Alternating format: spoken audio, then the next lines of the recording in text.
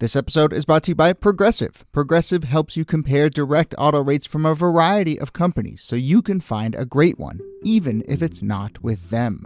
Quote today at Progressive.com to find a rate that works with your budget. Progressive Casualty Insurance Company and affiliates. Comparison rates not available in all states or situations.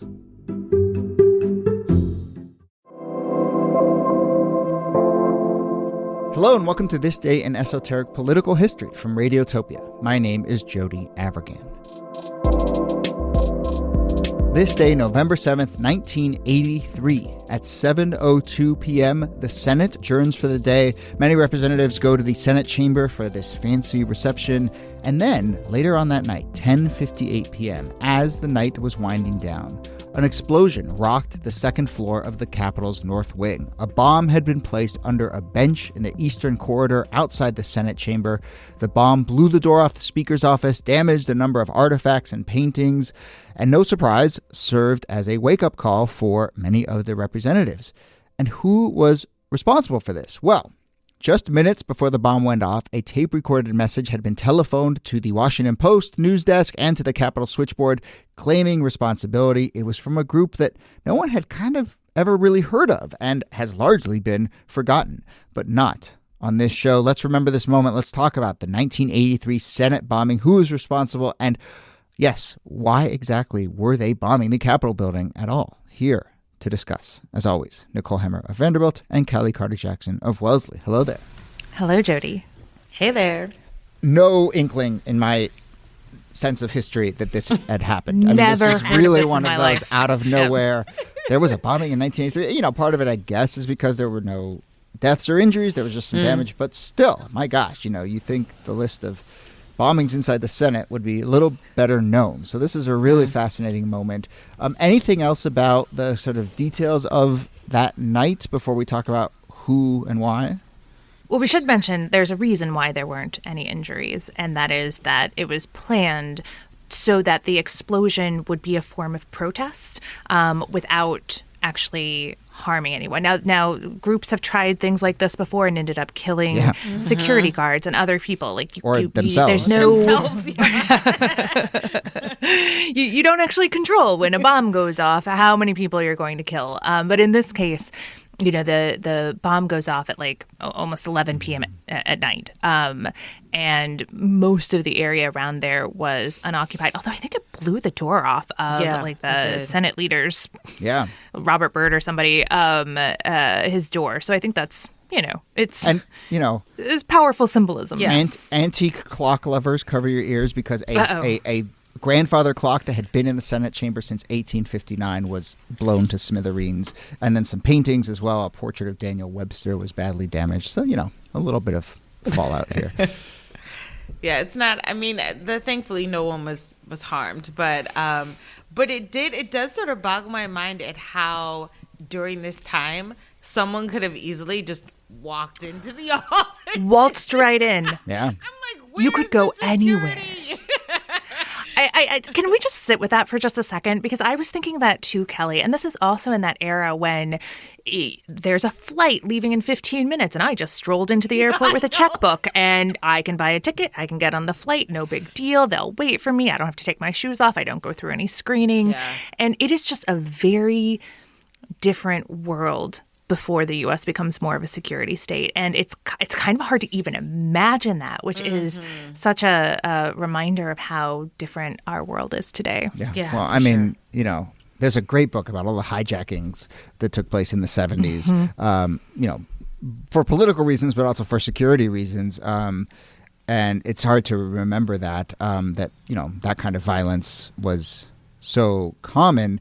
The fact that this is 83 is part of what surprises to me. It just feels like it's a few years later. It's a sort of a lingering, very 70s story in whatever way. Very much so. Yeah. And, we'll get to this, but this is also a real inflection point in terms of the security state at the Capitol itself and the places that people can go and metal detectors and all that.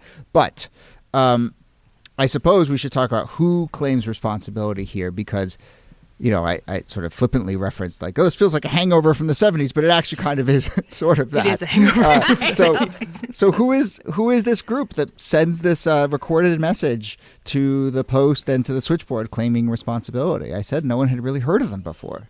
It's a group of lovely ladies. Woo!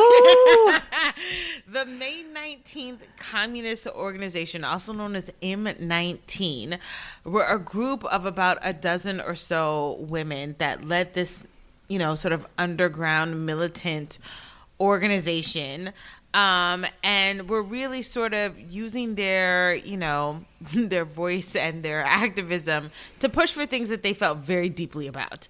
And so this was their, I would say, first major violent act that, again, doesn't harm anyone, but really sounds the alarm that they are a group that exists and that they mean business. And they claim it. Like they send a recording, was it to the Washington Post to let them know, hey, we did this and we mean business. I think what's also interesting about them, I mean, you're talking, Jody, about them as a hangover from the 1970s, which I think is exactly right. The name May 19th comes from the birthdays of Malcolm X and Ho Chi Minh. Yeah. This is very much in line with the radical politics of the late 1960s and the early 1970s, especially white radicals adopting those two figures. No, as it's sort of really fascinating combo. Yeah. But it also has a little bit of that, like, second wave feminism critique. Yes. So you had all these student organizations in the 1960s where women were chafing under this kind of arrogant patriarchal male leadership. Yeah. And this is happening in these radical organizations as well, where these women were just like, ugh, like we're being oppressed by the men in these groups. And so they want to create their own woman-led bomb-making institution. And that's M19. But they still name their group after two men, which doesn't make sense. Very good point. Very good point. I just on that front, I mean, just a nice little kind of moment of historical research to realize that Malcolm X and Ho Chi Minh were both born on the same day, and then you could give a shout out there. And really interesting appropriation, Kellie. We've talked about that on the show a fair amount too. But yes, this point of, I mean, we touched on this, but like, the misogyny within these civil rights movements. Mm-hmm. Places like SNCC, which weren't explicitly violent, and places like the Black Panthers, and then obviously within groups like the Weather Underground, which this can be understood a bit as a splinter of the Weather Underground. Another number of the women who formed May 19 were part of the Weather Underground, which is much more well known. But on that appropriation front, I mean, we mentioned this a few episodes ago about how in the 30s, the idealistic communist young men and women from the U.S. went over to Spain and called themselves the Lincoln Battalion and the John Brown Battalion. There was a group called the John Brown Anti-Klan Committee in the 60s and 70s. And then, of course, this group named after Malcolm X and Ho Chi Minh. So this is really interesting kind of appropriation of radicals from across the centuries coming together in this moment. What I love is that they're predominantly women, mostly women at the core of the leadership. But that I think in some ways, and maybe again, this is Hollywood, but like that makes for like the perfect assassin or the perfect sort of like, bomber, because no one suspects, I could imagine some woman's walking in with like an extra large pocketbook and no one is like saying, hey, what are you doing here, little lady? It's like just dropping off packages or just doing some administrative work like that. It makes it so easy for them to sort of like maneuver their way into a federal building and no one says anything to them.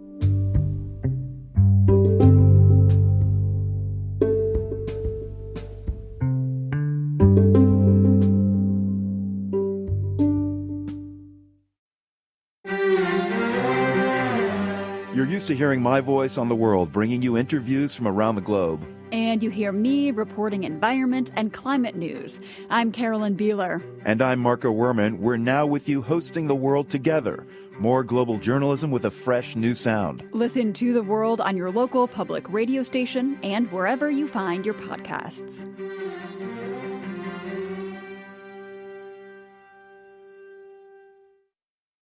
Well, and this is also just like, 5 or 6 years after two women on two separate occasions tried to assassinate President Ford. Oh, yeah. Right? And so there is this way that women in violence aren't expected. Yep. And so sometimes that makes them, that people hold them out as extraordinary figures in U.S. history. Sometimes that means they're completely overlooked. But I was also wondering, Kellie, as a historian of violence, one of the things that the women in this group say, sort of as in defense of planting bombs, is that they say this: we lived in a country that loved violence. We had to meet it on its own terms. Yeah. Which I think is an important framing or motivation. Like, how do you think about these groups that were using political violence? I mean, it is an effective way to be heard.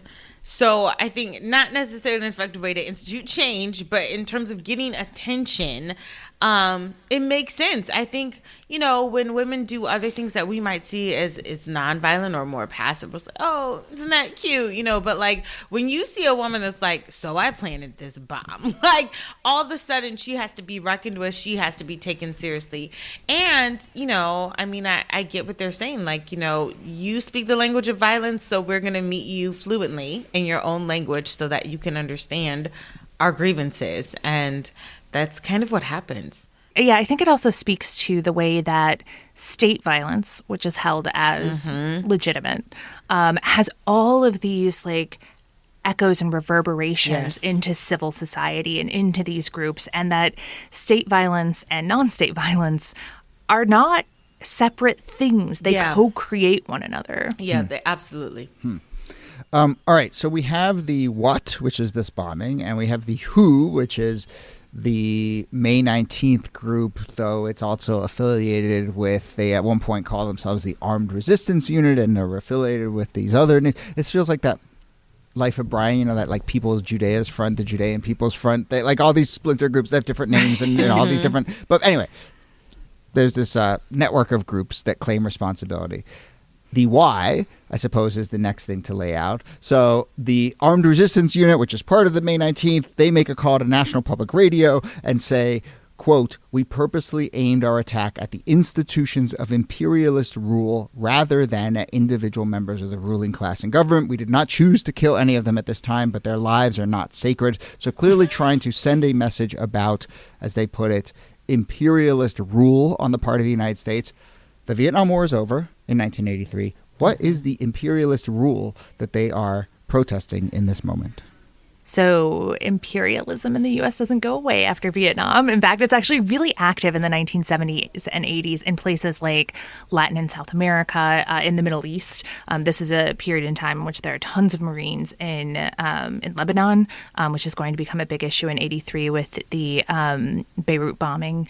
And in Grenada, the U.S. just invaded Grenada as it would other countries in order to throw out or overthrow a regime that was in line with the Soviet Union, in this case the Marxist-Leninist New Jewel movement, and put into power a more U.S.-friendly government.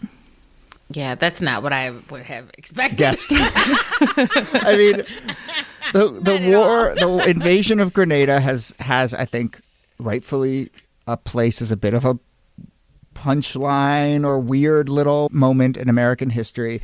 And this, I think, being tied to that fits. And I'm not trying to be dismissive here or whatever, but I mean, it does fit that this totally forgotten bombing in the Capitol was ostensibly to protest a kind of totally forgotten moment in U.S. Military intervention.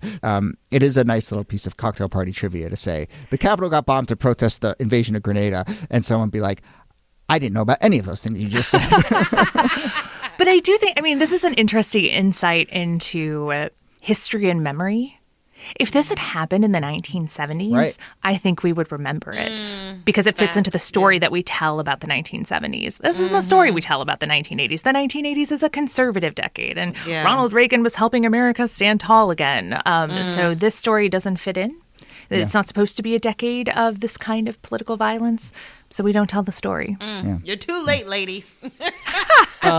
As always. All right, real quick as we wrap up, but we did say security changes considerably in the Capitol at this moment. This is where you start to get certain areas that you can't go to, metal detectors and so forth. But, I will also say, this continues to be a story. Not just on January 6th, where I think there was actually breaking through barriers. But like even in recent protests, you have these moments of like, there is a space for people to go and protest, and it should be open, but it also needs to be controlled and safe for representatives and so forth. So it continues to be a tension that I don't think will ever be truly resolved. Any thoughts on that as we wrap up, or tidbits about who was behind this and whether, any sort of sense of justice or anything, the other fallout?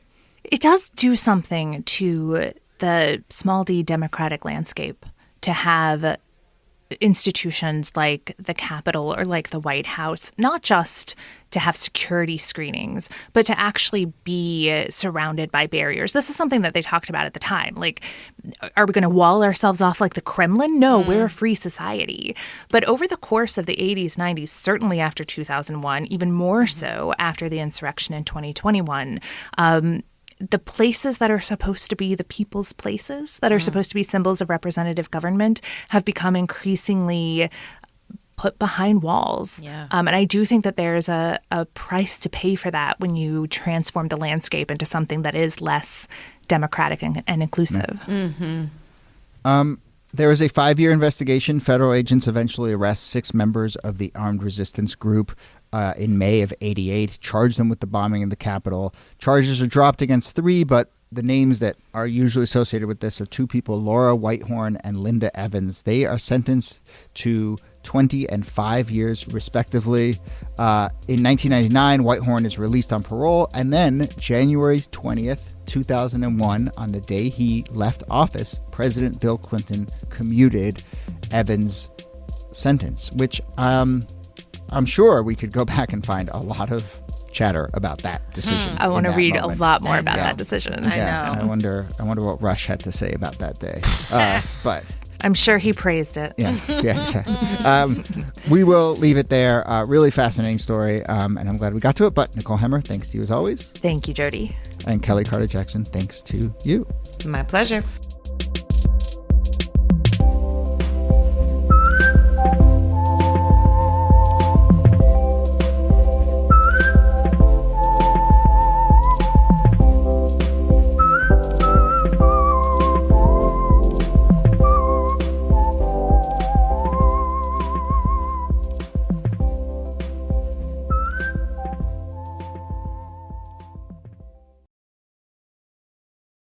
Support for This Day in Esoteric Political History comes from Odoo. What is Odoo? Well, Odoo is an all-in-one management software with apps for every business need. Odoo has apps for CRM, accounting, sales, HR, inventory, manufacturing, and everything in between. And they're all in one easy-to-use software. And the best part about Odoo? All Odoo apps are integrated, helping you get things done faster and more efficiently. So, when you think about business, think Odoo. To learn more, visit odoo.com/thisday. That's ODOO.com/thisday. Radiotopia.